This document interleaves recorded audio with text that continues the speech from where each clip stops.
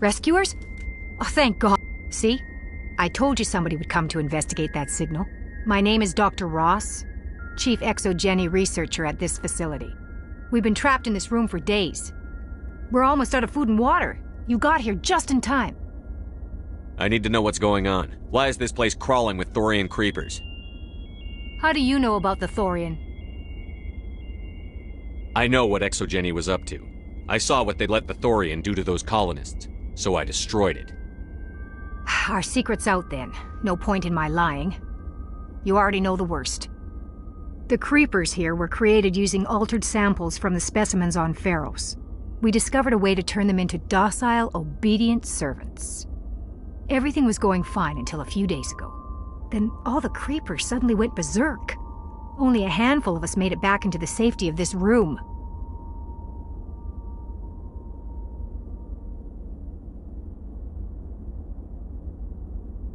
Any chance some of the other people at the base might still be alive? I doubt it. Too many creepers out there.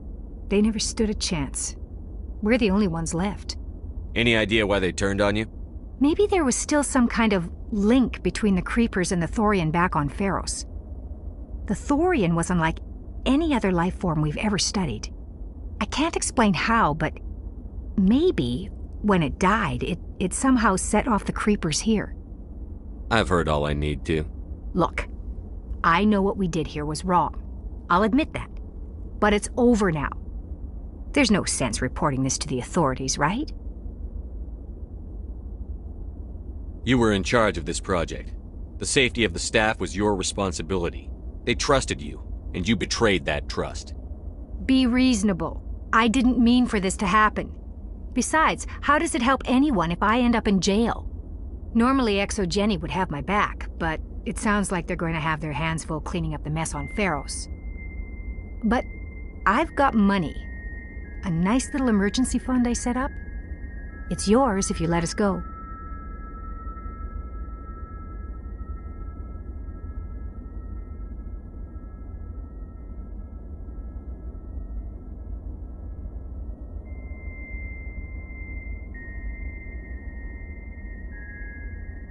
The victims here deserve justice. I have to take you in. That's not going to happen. Open fire. Open fire!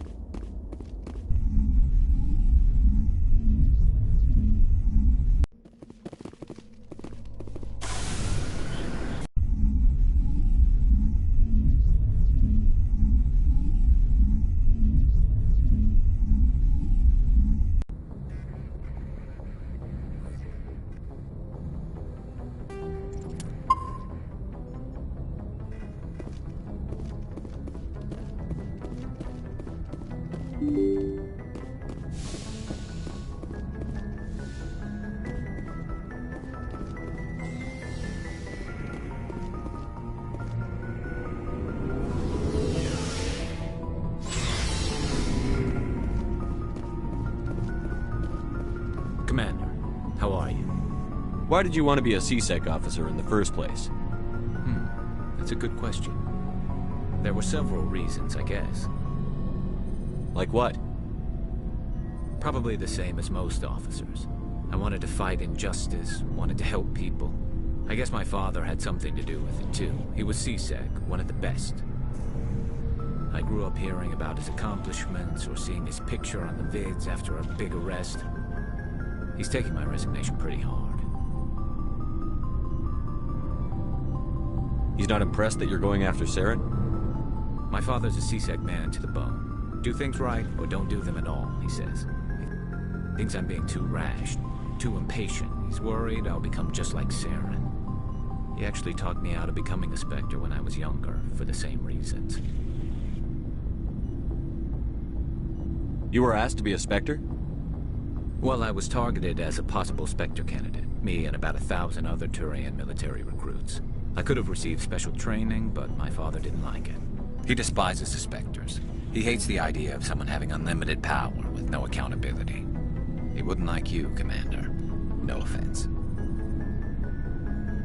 I suppose I can understand his concern. You can. But Saren's not going to play by our rules, CSEC's rules. If you want to nail Saren, you need to send someone who isn't restricted by policies and procedures.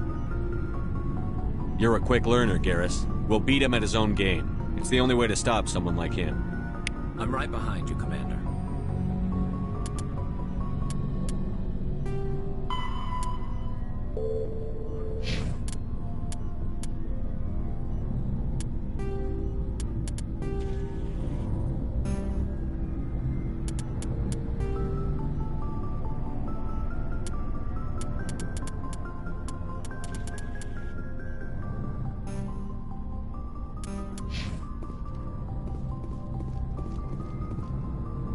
Commander?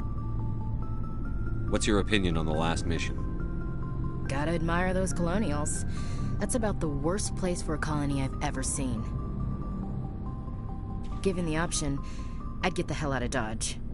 Do you have a few minutes to talk one-on-one? Sure. I was just watching some mail from home. Oh, before I go, we saw Kaidan in a news vid about the Normandy. He's cute. Later, sis. Let's pretend this never happened. Are you interested in the Lieutenant Chief? Of course not, sir. Fraternization is against regulations. What's up? You didn't come by to eavesdrop on family mail.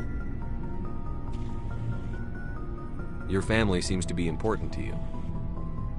Yeah, we've always been close. Me and my sisters especially. With Dad on duty so much, I had to help Mom raise them. After helping raise them, your sisters still talk to you? Amazing. Things were tense between Sarah and me for a while. Then we bonded. Sounds like a story. Feel like sharing? Sarah got herself a boyfriend who wanted to go faster than she did, Mike. I didn't think he was a bad kid, just pushy. Lynn would send me these worried vidmails, and I'd tell her to relax. Where were you when this was going on?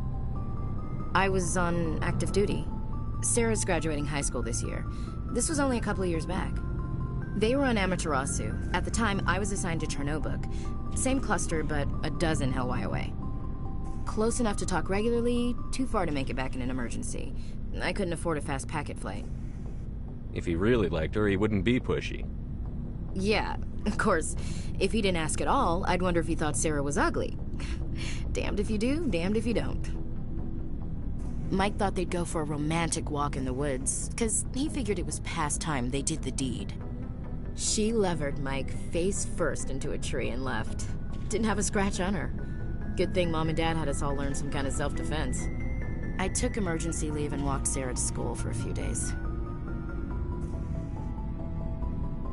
Did anything happen while you were home? My last day out, Mike was waiting for us. Sarah had told her friends, so everyone at school knew what he did. He wasn't happy. I wanted to snap him in half, but Sarah gave me this look, this let me handle it, I need to do this alone look. She kept her cool, God bless her, as he screamed in her face. She just let him vent. Then he tried to punch her. I swear, she just flowed around him. Next thing I knew, he's face down on the sidewalk, and there's blood everywhere. That's unbelievable. Sarah must be as good as you. Better. I'm more or less a straight-up puncher. When he swung, she wasn't there anymore, and he fell. She helped him stop the bleeding and had me call an ambulance. She told the paramedics he fell. Before they took him to the hospital, Mike touched Sarah's arm. I thought he was gonna end up on the ground again. But he hung his head, whispered, "I'm sorry," and started crying. And she hugged him. The Williams women are a decisive bunch, Commander. We do things when we're ready. Not before, not after. Your sister's something else. But you didn't mention your father at all. Was he on deployment? Dad always wanted to serve in space, but he wanted us to have real ground under our feet. He'd say, space is beautiful, but you can't raise a family there. I cannot rest from travel. I will drink life to the lees. All times I have enjoyed greatly, have suffered greatly, both with those that loved me and alone. For always roaming with a hungry heart, much have I seen and known, cities of men and manners, climates, councils, governments. I didn't know you liked classical literature. Ulysses was my dad's favorite poem. Every time he shipped out, he recorded me reading it. He had a dozen versions when he retired. Does he still like it? I sure hope so. I read it to his grave every time I go home. Dad passed on a few years back. He's probably still watching, though. You mean from wherever we go after death? Dead on, Skipper. He's with God now. That's not a problem with you, is it? That I believe in God? Everyone has the right to believe what they want. Says so on the Alliance Charter. Only with fancier words. I'm glad you're open-minded about it. I've met a few people who are really weirded out by my faith. Because I work in space, I can't believe in a higher power? Jeez. Hello, have you people looked out the window? How can you look at this galaxy and not believe in something? I should get back to my duties. Didn't mean to take up so much of your time. Dismissed, Chief. Sir. What do you want, Shepard? Why did you become a mercenary? Lots of reasons. Such as? Such as, I needed to get out of our system. I needed to eat. I needed to survive. Why not stay and help your people? I tried to help. That's why I had to leave. What happened? I was betrayed. I was head of a small tribe. We were trying to restore order after the war, but the other tribes were against us. They followed Jared, one of the few warlords who survived the war with the Turians. But he was old, and so were his ideas. He wanted to continue the war. He wanted us to fight. Turians, Solarians, each other. It didn't matter who, as long as we were fighting. What did you want? I just wanted Jared to shut up, to stop his ranting. I wanted him to stop leading the tribes astray. But he couldn't understand how much things had changed. We didn't have the numbers to go to war. Even if we did, the genophage made sure we couldn't replenish our numbers fast enough. I told them all to forget about war. We needed to focus on breeding, at least for one generation. And for a while, we were getting through. Some of the tribes started coming around. I take it the warlord didn't appreciate that. No, he didn't. He arranged a crush with the tribes, a meeting on neutral ground. He wanted to talk. We met at the Hollows, near the graves of our ancestors. The skulls of our dead laid bare to remind us where we come from and where we all go. It's as sacred as any Krogan place can be. Violence is forbidden. It sounds like a trap to me. You must have suspected as much. I did. But when your father invites you to a crush, well, there are some laws that even we hold sacred. Jared was your father? He was, until that day. We talked, but we didn't get anywhere. When it was clear that I wouldn't join him, he gave the signal. His men leapt from the graves of our ancestors like Krogan undead. The few that were loyal to me died quickly. I escaped with my life, but not before I sank my dagger deep into my father's chest. That is why I left, and that's why I'll never go back. So long, Rex. Shepard.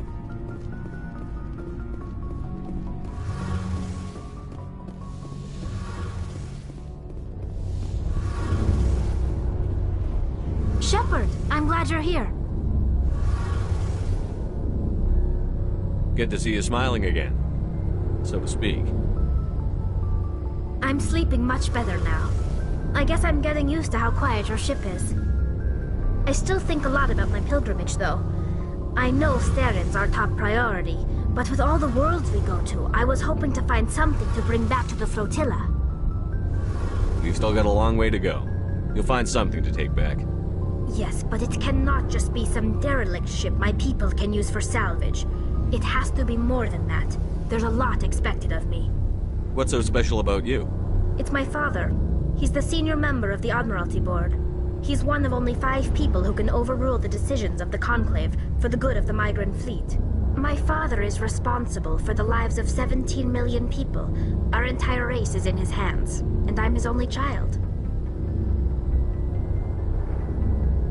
So are you some kind of heir to the Quarian throne or something? No, it doesn't work that way. My father's position isn't hereditary. I'll probably never serve on the Admiralty Board myself. Officially, I'm just the same as any other citizen. But it doesn't work that way in practice. People have always treated me differently because of who my father is. You must get all kinds of special privileges. I probably had it easier than most growing up, but it's not all good. People like my father have enemies, and they're not above using me to get to him. It must be tough on you. My people place a high value on family and ancestry. There's an unspoken expectation that I'll live up to my father's example. Everyone's waiting for me to do something great on my pilgrimage, something that will forever change our lives for the better. If I don't, it's like I failed, and that reflects badly on both me and my father. The work you're doing here is more important than anything any Quarian has ever done before. Yes, I know. But you have to understand Quarian culture. We're a very insular society. The events beyond the flotilla don't much matter to the average citizen. Our greatest dream is that one day we'll return to our homeworld and drive out the Geth. But even if we stop Saren, that's not going to happen. There's still millions of Geth behind the veil. Until they're gone, our exile will continue. What would you need to bring back to make everyone happy? Something that would help us better understand the Geth. They've changed significantly since the exile.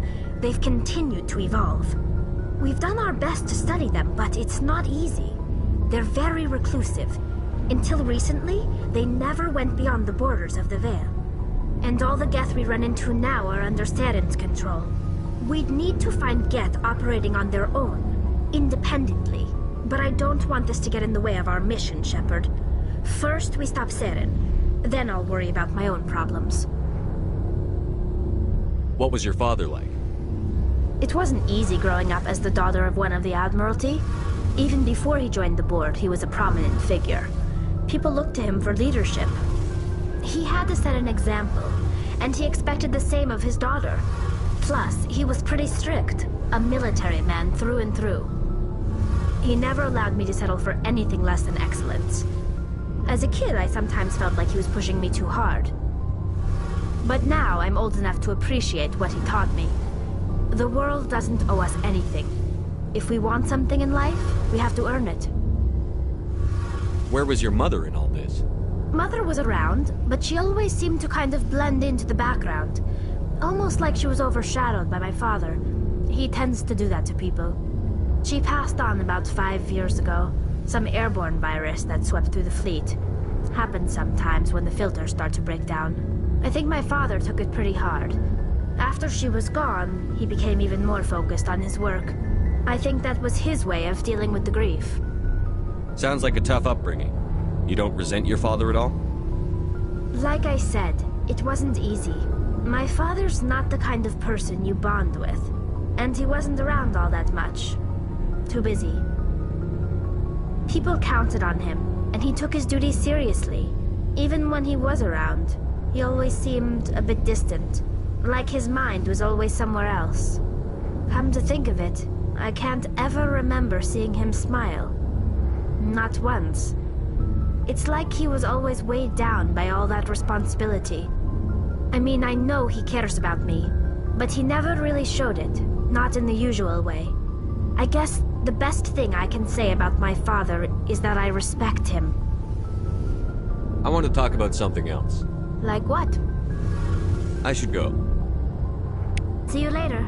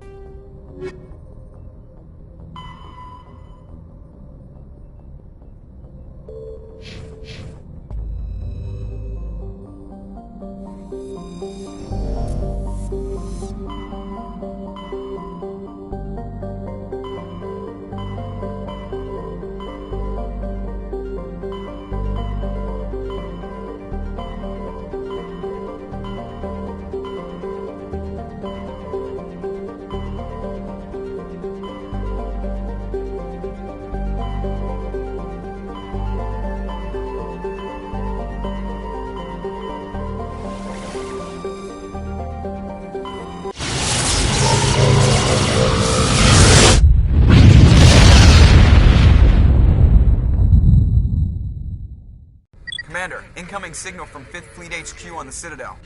Commander Shepard, something uncomfortable has just come up. In the First Contact War, we fired a lot of espionage probes into Turian space. We just received a mission complete burst from one of them. Where's it been in the meantime? No idea. Lost in transit. These probes were built in a hurry after First Contact. What makes this uncomfortable? When these probes were launched, we didn't have any idea who we were fighting. We didn't want to risk aliens examining our technology. The probe has a demo nuke built in. A 20-kiloton tactical fusion warhead. About equal to the bomb dropped on Hiroshima back in the 20th. If somebody finds that probe, tampers with it, you don't need me to finish, Commander. I understand this must be handled, but I don't have anyone trained to deal with this sort of thing, sir. I know. I wouldn't ask if it wasn't important. These probes have been classified for 26 years. The Council will call fusion bomb booby traps dangerous and irresponsible. The Alliance would face censure if they find this probe. I'm asking you because the Normandy can get on site quickly and quietly. It's in the Voyager cluster. It's in the Voyager cluster. That's the opposite side of the Alliance from Turian space. How did it get there? I don't know. It's possible someone recovered it safely and brought it there. It's also possible it got very badly lost. It could have been wandering the relay network since the war. We'll get on it immediately, Admiral. And we'll be discreet. I appreciate that, Commander. Good luck. Fifth Fleet out.